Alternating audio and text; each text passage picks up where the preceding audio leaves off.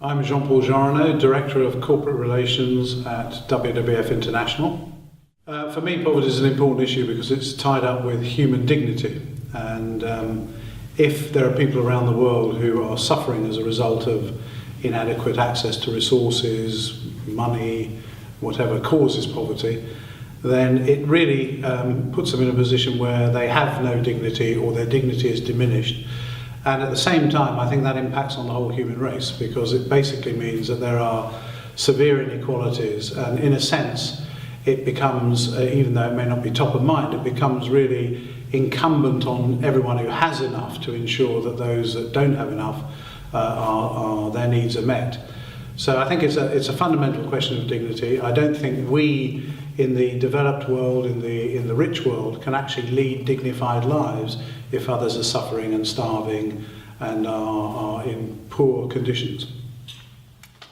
Consumption patterns, particularly again in the developed world, require us to extract resources, manufacture goods and create services that are very much dependent on natural resources that come from other parts of the world. We, for example, in Europe, don't have enough of a natural resource base to meet all our own needs. So we have to draw on the natural resources of other parts of the world, and in particular, we tend to go to those parts of the world that are rich in resources, whether it's biodiversity or whether it's mineral resources.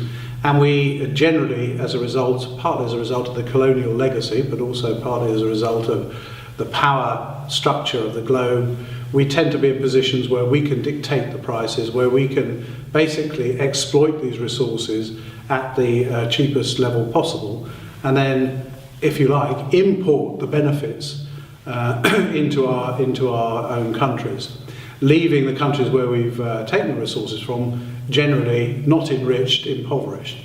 And clearly, as consumption patterns grow in the north, as we lead an increasingly profligate lifestyle, as we increasingly consume goods and services in a throwaway society. In other words, we buy things and they become very quickly obsolete, we throw them out, we buy the next thing.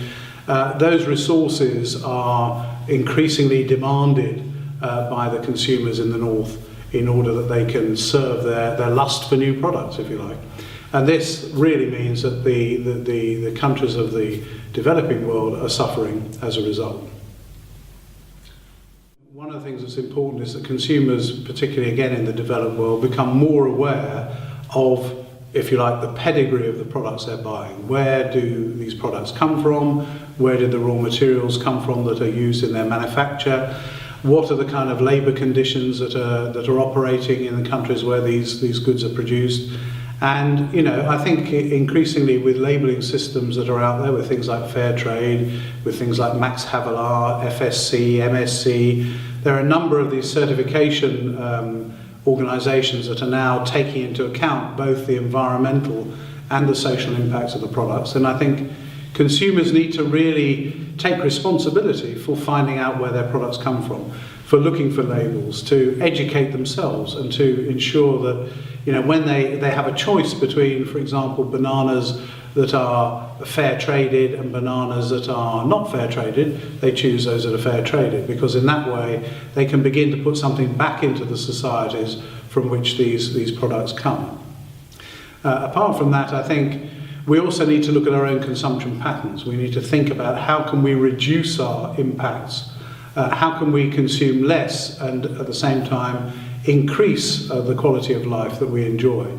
How can we in a sense make sure that our consumption patterns are not destroying the planet, are not impacting on other communities around the world. And also I think the idea of engaging with organisations that are helping these people, so whether it's NGOs or whether it's humanitarian relief organisations, supporting them either directly through funding or by getting involved in volunteering activities and so on. There's a huge amount that people can do to try and A, reduce their footprint, and B, support organisations that are trying to help in the developing world.